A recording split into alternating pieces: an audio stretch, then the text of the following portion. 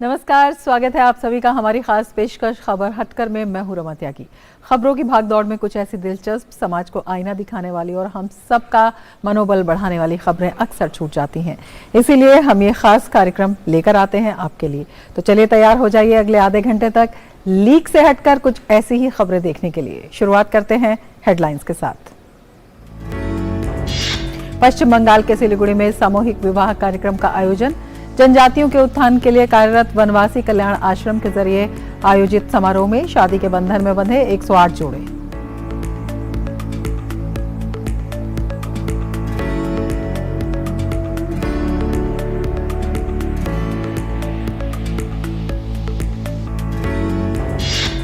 गुजरात में सूरत चिड़ियाघर को देश में ऊद बिलाव की सफल ब्रीडिंग स्पॉट को मिली पहचान। चिड़ियाघर में ऊद बिलाव की अठखेलियों को देखने के लिए बड़ी संख्या में पहुंच रहे हैं लोग।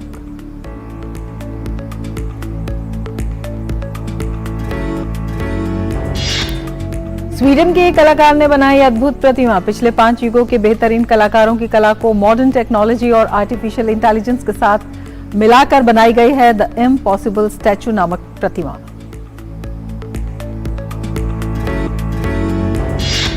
अंतर्राष्ट्रीय चावल अनुसंधान संस्थान के वैज्ञानिकों की पहल। फिलीपींस में उगाई जा रही जलवायु अनुकूल चावल की किस्में। इस पहल से चावल की पैदावार में और अधिक बढ़ोतरी का है अनुमान।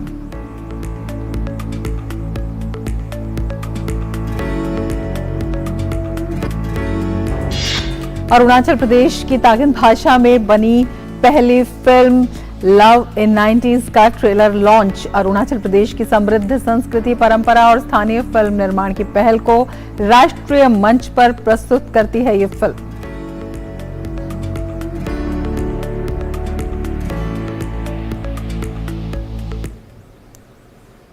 और अब सबसे पहले बात करते हैं परंपरा और विरासत की।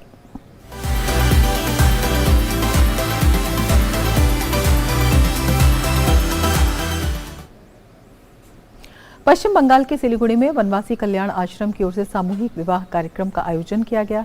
इस समारोह में 108 जोड़े शादी के बंधन में बंधे। ये संस्था की ओर से आयोजित सामूहिक विवाह का 13वां आयोजन था।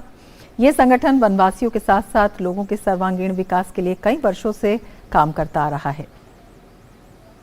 पश्चिम बंगाल के सिलीगुड़ी में जनजातियों के उत्थान के लिए कार्यरत गैर सरकारी संगठन वनवासी कल्याण आश्रम की पहल पर सिलीगुड़ी के शालबाड़ी में पिछले दिनों एक सामूहिक विवाह समारोह आयोजित किया गया। इस समारोह में 108 जोड़े वैवाहिक बंधन में बंधे। ये संगठन वनवासियों के साथ साथ लोगों के सर्वांगीण विकास के लिए कई वर्षों से काम करता आ रहा है। ये संस्था की ओर से आयोजित सामूहिक विवाह का 13वां आयोजन था। घर में तो खर्चा हो जाएगा ना, इसके लिए यहाँ आया है। बहुत अच्छा लगा है। ये पश्चिम बंगाल के दार्जिलिंग जिले के सिलीगुड़ी के पास शालबाड़ी के आसपास के क्षेत्र में आयोजित किया गया, जहां समाज के पसमानदा तबके के आदिवासी रहते हैं। ये चाय बागान में काम करते हैं। क्षेत्र के सबसे दूरस्थ हिस्से से बाहर रहने के कारण ये लोग अत्यधिक गरीबी से पीड़ित हैं और शादी जैसे किसी भी प्रकार के सामाजिक खर्च का वहन नहीं कर सकते। विवाह समारोह का संपूर्ण खर्च वनवासी कल्याण आश्रम वहन करता है। वैवाहिक बंधन में बंधने वाले जोड़ों के लिए संस्था की ओर से वैवाहिक सामग्रियां भी उपलब्ध कराई जाती हैं। 108 जोड़े हैं, पूरे उत्तर बंगाल से हैं, विशेष रूप से जलपाईगुड़ी जिला और ये सिलीगुड़ी के आसपास का हमारा सबसे पहले कार्य खोड़ीबाड़ी में प्रारंभ हुआ था 1984 में। ऐसे कार्यक्रमों के पीछे मुख्य उद्देश्य समाज के पिछड़े लोगों को आगे लाना है। Bureau report, DD news. और अब बात आपके शहर, आपके गांव की।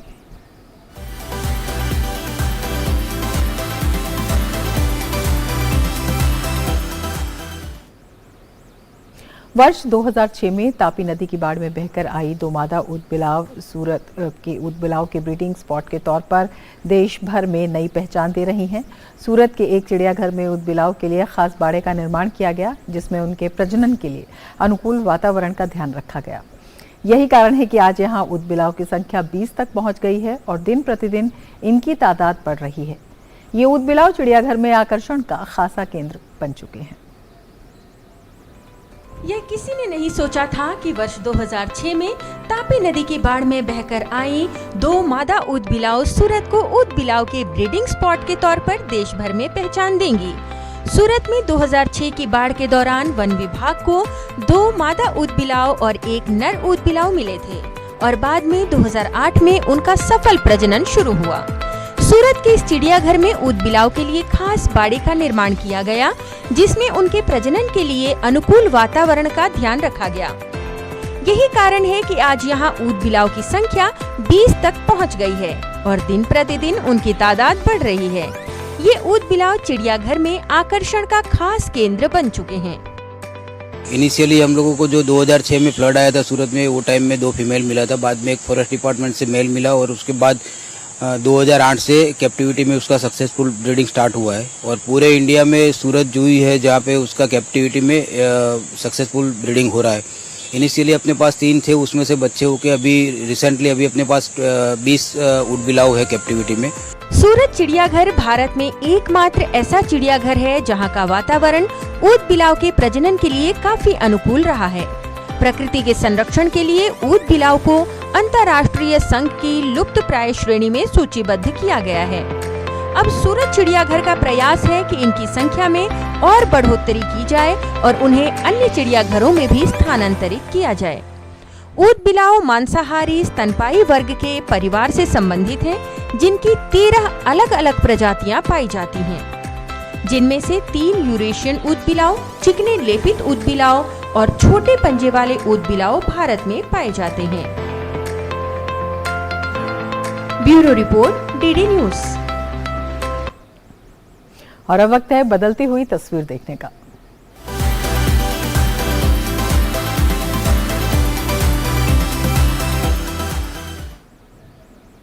रोगन पेंटिंग गुजरात के कच्छ जिले में प्रचलित कपड़ा छपाई की एक अद्भुत कला है। ये कला धीरे धीरे विलुप्त होती जा रही थी, लेकिन कुछ कलाकारों ने न केवल इसे जीवित रखा बल्कि नई पीढ़ी को इसे सिखाने का बीड़ा भी उठा लिया। ऐसे ही लोगों में आशीष सोनी और कोमल सोनी शामिल हैं। देखिए ये रिपोर्ट।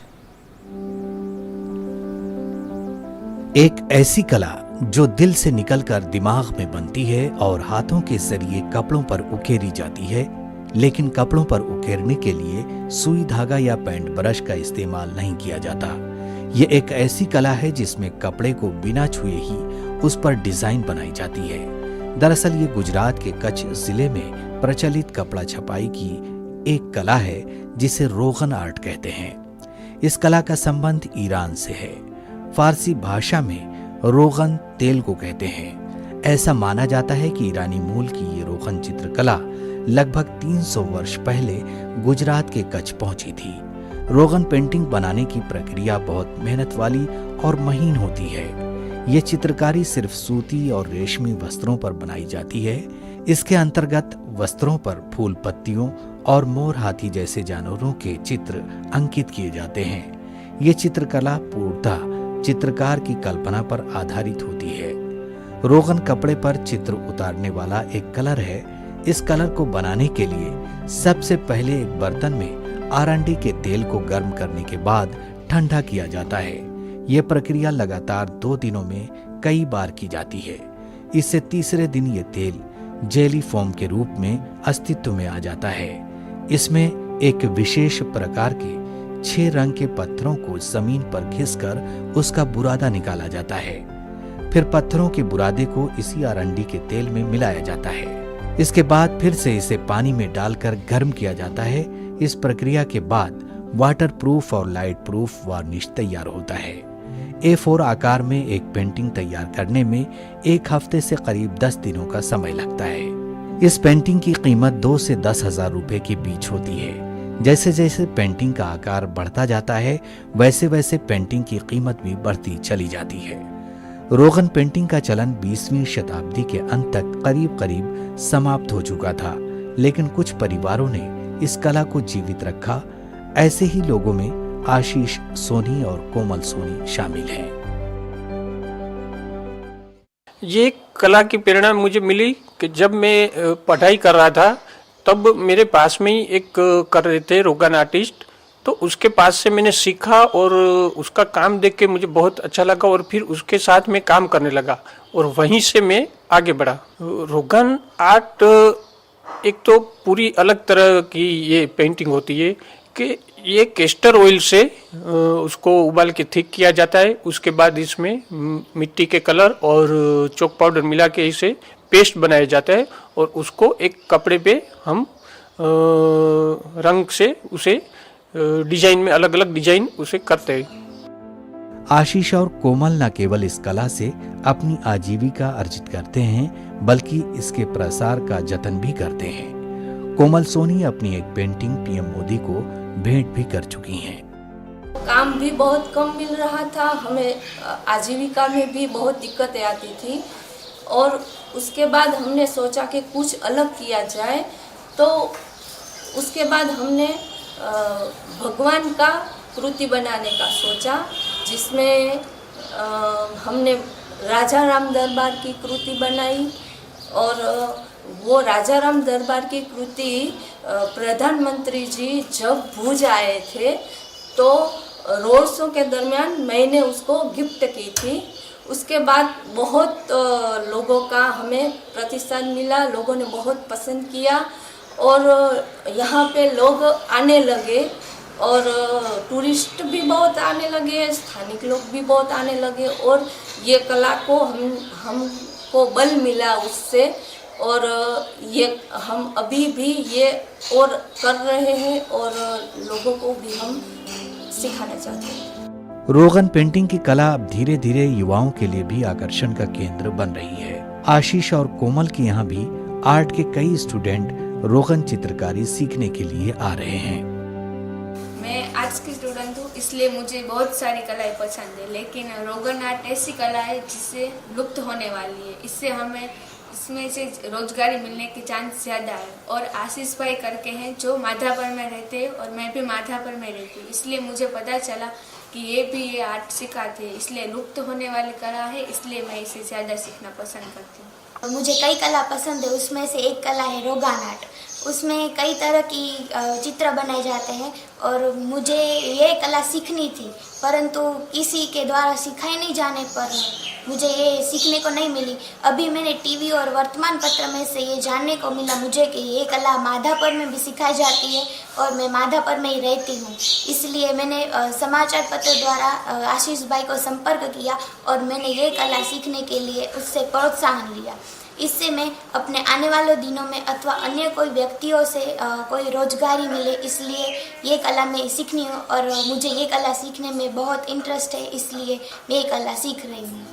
रोगन पेंटिंग की कला को आगे बढ़ाने के लिए आशीष और कोमल की कोशिश सराहनीय है और जिस प्रकार से कला को सीखने के लिए युवा आगे आ रहे हैं, उससे इस कला को और भी लोकप्रियता मिलेगी। Bureau report, DD news.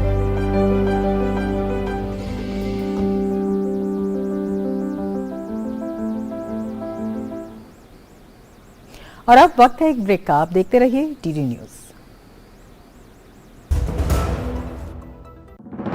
प्रधानमंत्री श्री नरेंद्र मोदी की अगुवाई में देश को खुले में शौच से मुक्त बनाने के लिए 2014 में आरंभ किया गया स्वच्छ भारत मिशन न केवल एक जन आंदोलन बना, बल्कि इसे विश्व की बड़ी व्यवहार परिवर्तन योजना का गौरव भी मिला। स्वच्छ भारत मिशन ग्रामीण की अपार सफलता के बाद जरूरत थी इस परिवर्तन को स्थायी बनाने की और इस लक्ष्य को हासिल करने के लिए स्वच्छ भारत मिशन के दूसरे चरण यानी कि ODF+ की शुरुआत की गई। साथियों, खुले में शौच से मुक्ति के बाद अब दायित्व और बढ़ गया है। देश को ODF के बाद ODF+ बनाने के लक्ष्य पर काम चल रहा है। अब हमें कचरे से कंचन बनाने का काम को तेज करना है। पूरे देश में ODF+ या संपूर्ण स्वच्छता पर खास ध्यान दिया जा रहा है। स्वच्छता केंद्रित जागरूकता अभियानों के द्वारा जन जन तक स्वच्छता की सीख, पेंटिंग और फिल्म मेकिंग जैसे नए और रोचक तरीकों से पहुंचाई जा रही है। देश में स्वच्छता संवाद कार्यक्रमों का आयोजन किया गया, जिनमें लोगों ने पूरे उत्साह के साथ हिस्सा लिया। और प्लास्टिक कचरे से देश को मुक्त कराने की शपथ ली। जैविक कचरे के निपटान और उससे अतिरिक्त आमदनी पाने के बारे में भी लोगों को जागरूक किया जा रहा है, जिससे बड़ी संख्या में लोग गोबर धन योजना से जुड़ रहे हैं और गोबर से बायोगैस एवं जैविक खाद के उत्पादन को बढ़ावा मिल रहा है। जैविक और रिसाइक्लेबल कचरे को अलग रखने और उसके उपचार पर विशेष ध्यान दिया जा रहा है। ग्रे वाटर प्रबंधन के अंतर्गत लाखों की संख्या में सोख्ता गड्ढों का निर्माण किया जा रहा है। इसके अलावा पुराने एक गड्ढे वाले शौचालयों को रेट्रोफिट करके 2 सोख्ता गड्ढों वाले शौचालयों में बदला जा रहा है और मल प्रबंधन पर भी विशेष ध्यान दिया जा रहा है। देश भर में लोगों का उत्साह और जन भागीदारी इस बात का प्रमाण है कि आत्मनिर्भरता का ये मॉडल लोगों तक पहुंच रहा है और हमारे गांव ODF से ODF प्लस की ओर अग्रसर हो रहे हैं। लेकिन देश को संपूर्ण स्वच्छ बनाने के इस अभियान को मंजिल तक पहुंचाने के लिए अभी हमें लंबा रास्ता तय करना है, जिसके लिए सभी देशवासी पूरे जज्बे से कोशिश कर रहे हैं और इन्हीं कोशिशों के कारण आज हमारा देश स्वच्छता से स्वावलंबन की ओर अग्रसर है।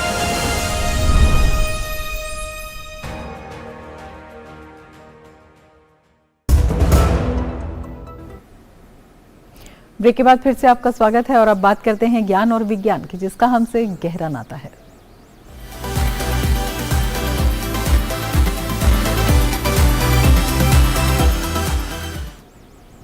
एक कलाकार अपनी कला के जरिए ही दुनिया के सामने खुद को प्रस्तुत करता है, फिर चाहे वो रहे ना रहे, पर उसकी कला हमेशा रहती है। स्वीडन के स्टॉकहोम में पिछले 5 युगों के बेहतरीन कलाकारों की कला को मॉडर्न टेक्नोलॉजी और आर्टिफिशियल इंटेलिजेंस के साथ मिलाकर एक स्टेनलेस स्टील स्टैचू बनाया गया, जिसे इम्पॉसिबल स्टैचू के नाम से भी जाना जा रहा है। ये स्टैचू दिखने में जितना अनोखा है, उतनी ही इसके पीछे की कहानी भी। मॉडर्न टेक्नोलॉजी और पुरानी कलाकृतियों को मिलाकर द इम्पॉसिबल स्टैचू नाम का ये स्टैचू बनाया गया है, जिसे स्टॉकहोम में प्रदर्शित किया जा रहा है।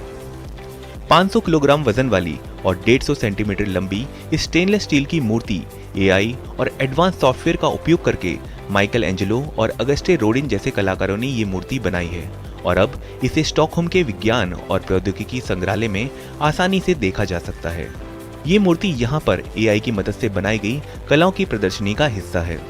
कंप्यूटर वैज्ञानिक रॉबर्ट लुसियानी, जिन्होंने इस मूर्ति का AI ब्लूप्रिंट बनाया है, उनका कहना है कि इस मूर्ति को बनाने में आई कई चुनौतियों में से एक ये थी कि अपने अपने समय के 5 अलग अलग कलाकारों के काम को कैसे लिया जाए और इसे कला का एक नमूना बनाया जा सके। अगर आपको 5 अलग युगों के कलाकारों के काम को एक साथ लाने का मौका मिले तो ये आप कैसे करेंगे? चुनौती यह है कि कला और टेक्नोलॉजी को साथ लाना, वो भी अपने समय के कलाकारों के अनुभवों के साथ, जिसमें आपको AI की मदद भी लेनी पड़ती है। इसके उत्पादन प्रक्रिया में 20 से अधिक उपकरण हैं, जैसे टर्निंग, ड्रिलिंग और ब्रॉन्चिंग टूल्स का इस्तेमाल सॉफ्टवेयर सॉल्यूशन के साथ किया गया है। हमने इस परियोजना में बहुत से AI मॉडल का उपयोग किया है।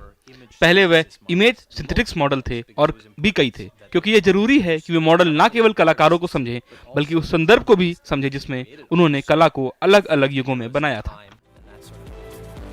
इस मूर्ति में कुल मिलाकर 2.5 टन स्टेनलेस स्टील का उपयोग किया गया है, लेकिन मशीनी प्रक्रिया के दौरान इसमें 2 टन स्टील घटा दिया गया था। इस मूर्ति की एक खास बात भी है कि इसमें लगाए गए स्टील को दोबारा इस्तेमाल किया जा सकता है। Bureau report, DD news. और अब बात 7 समंदर पार की दुनिया की।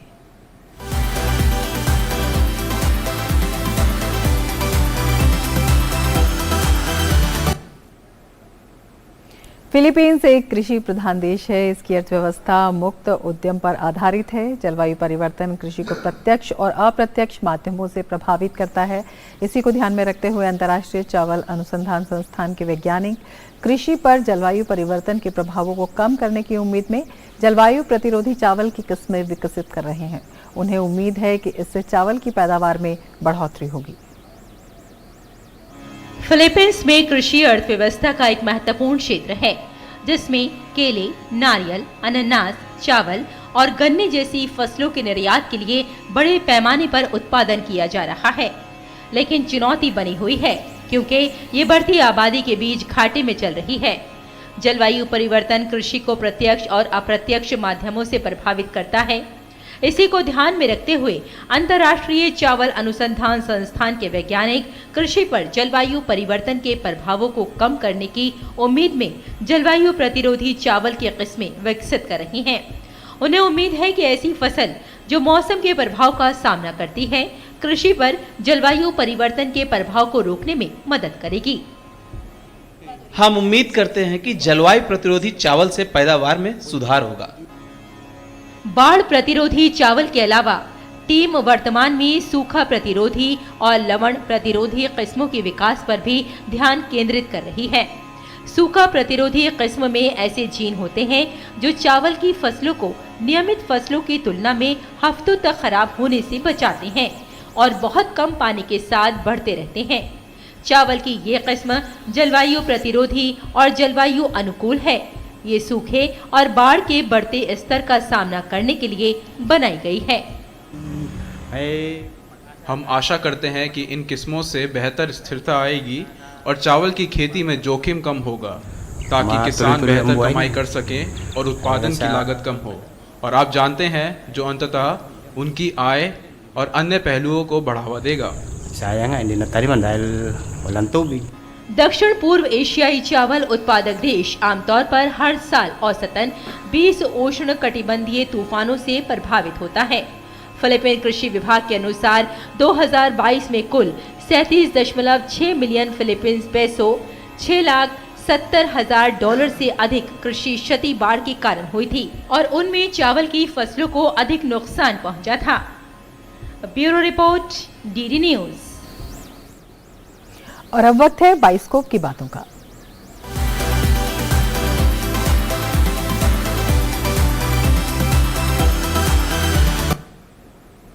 अरुणाचल प्रदेश की तागिन भाषा में बनी पहली फिल्म लव इन 90s का ट्रेलर लॉन्च हो गया है। केंद्रीय मंत्री किरेन रिजिजू ने एक कार्यक्रम में फिल्म का ट्रेलर लॉन्च किया। हवेन नातम द्वारा निर्देशित ये फिल्म अरुणाचल प्रदेश की समृद्ध संस्कृति, परंपरा और स्थानीय फिल्म निर्माण की पहल को राष्ट्रीय मंच पर प्रस्तुत करती है। केंद्रीय मंत्री किरेन रिजिजू ने अरुणाचल की तागिन कम्युनिटी पर आधारित लव इन 90s फिल्म का ट्रेलर जारी किया। इस मौके पर केंद्रीय मंत्री ने कहा कि अरुणाचल में फिल्म इंडस्ट्री को बढ़ावा देने के लिए प्लेटफॉर्म तैयार करने का प्रयास जारी है। National film and television institute वहां खोला जा रहा है। साथ ही अरुण प्रभा अरुणाचल की सभ्यता और संस्कृति को बढ़ावा दे रहा है। फिल्म एंड टेलीविजन इंस्टीट्यूट अभी अरुणाचल में बन रहा है और बहुत बड़ा उसका प्रोजेक्ट है, क्योंकि नेशनल लेवल इंस्टीट्यूट है तो बड़ा होगा ही। अरुण प्रभा चैनल, दूरदर्शन का अलग से एक चैनल अरुणाचल के लिए डेडिकेट किया। ये फिल्म तागिन कम्युनिटी के रहन सहन और रीति रिवाजों के इर्द गिर्द दूर दराज के गांव की पृष्ठभूमि में 90s के दशक में प्रेम के स्वरूप को दिखा रही है। तागिन कम्युनिटी की भारत में ये पहली फिल्म है। मैं हमारे प्रिय नेता किरेन रिजिजू का बहुत बहुत धन्यवाद करना चाहूँगा। आज उनके बदौलत हम जैसे रिमोट एरिया के लोग यहाँ पे कैपिटल पे आकर के अपना फिल्म ट्रेलर को लॉन्च करने का मौका मिला। सुपरस्टार सलमान खान ने भी फिल्म को सराहा है। मोहित चौहान ने अपनी जादुई आवाज से सभी का मन मोह लिया। भारत के अरुणाचल प्रदेश में तागिन कम्युनिटी चीन के बॉर्डर तक फैली हुई है। यहाँ की कला संस्कृति को बढ़ावा देने के लिए इस फिल्म को बनाया गया है। Chandrashekhar, DD news. इसके साथ ही खबर हटकर में फिलहाल इतना ही। नमस्कार।